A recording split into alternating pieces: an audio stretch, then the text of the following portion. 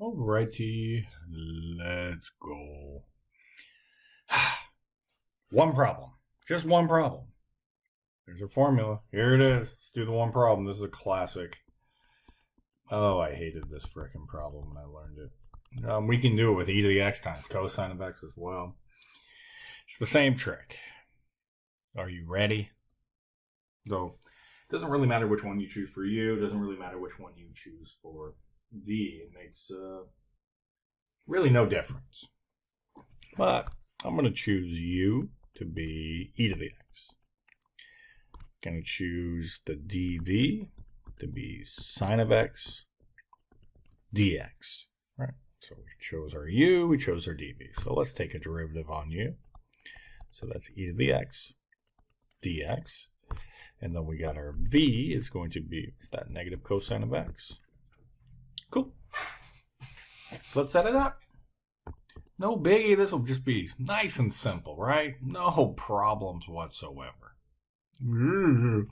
So u times v is negative e to the x cosine of x. U, v. Now we'll subtract out the integral of v du. So that's a negative. I'm going to change that to a positive. So we get e to the x cosine of x dx just by putting that stuff together. I'm like, crap. Looks like we have to do it again. Oh well. Oh well, we'll live. It'll be fine. All right, let's do it again. So let's make u, once again, our e to the x. And then we'll make our dv cosine of x dx. Okay, so let's take a derivative on u. We get e to the x dx. And we get our v to be, oh, that's just sine of x. Okay, cool. Let's write it in. We're like, all right, so our integral is equal to negative e to the x cosine of x plus, and now we need to do our u times our v, so e to the x sine of x minus the integral of v du, so that's just e to the x sine of x d. Wait a second. What the hell is going on here?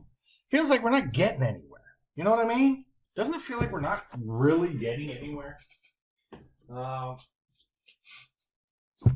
Let's write this out and see if you can't see it. So what did we end up with? We found out that the integral of e to the x sine of x was equal to negative e to the x cosine of x plus e to the x sine of x minus this integral. I'm just putting this equal to this.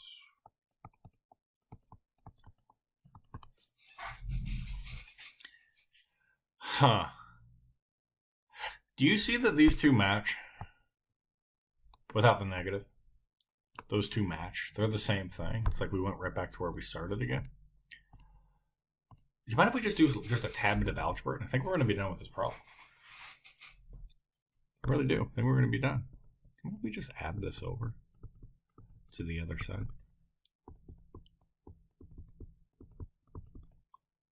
Oops, I forgot my dx when I wrote that in there. So we have, let's see, we have two of them. So two integrals of e to the x sine of x dx is equal to negative e to the x cosine of x plus e to the x sine of x. I'll be damned. Do you mind if we divide by 2? Can we just divide by 2? Let's divide by 2. So we get e to the x sine of x dx is indeed equal to, negative e to the x cosine of x plus e to the x sine of x, all divided by 2. Oh, shoot, it's gone. We just got to put in our plus c. And if we clean this thing up, whoop, get out of there. We could say it's 1/2 e to the x sine of x minus cosine of x. Just turned around the sign there. Plus c. Do you dislike this problem as much as I did when I first learned it? When I saw it, I was like, oh, what fresh hell have I stepped into? This is some craziness. But this is just one of those weird ones that pop out. So e to the x times a sine or e to the x times a cosine, it's going to work out like this. You're going to need to perform this trick to get it to solve, to get it to pop out. So there's just one fun-filled problem. I think we'll do one fun-filled problem in the next one. And we'll be done, because this is not something where you need to see a bunch of problems. You just need to start getting into it. You got to start just doing these gosh darn problems so you can get good with them. Time on task is the way you will get good with this. Not spending time doing this, well, you'll get to spend more time taking the class again, and nobody wants to do that. So, all right, I will see you in the next.